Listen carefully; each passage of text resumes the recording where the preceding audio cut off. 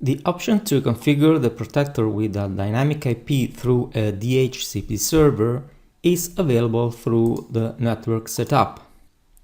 Here, by default, the static IP radio button is selected and the current network settings are displayed. To configure network settings with DHCP, you have to select Dynamic IP radio button and press Set IP Gateway and DNS. When the new parameters have been configured, the DHCP values are displayed in the DHCP box. Of course, a DHCP server has to be available on the network, otherwise the static IP will be restored. Since the IP address assigned by the DHCP server is unpredictable, changing the protector's IP address from another computer in the LAN or WAN could make the protector unreachable.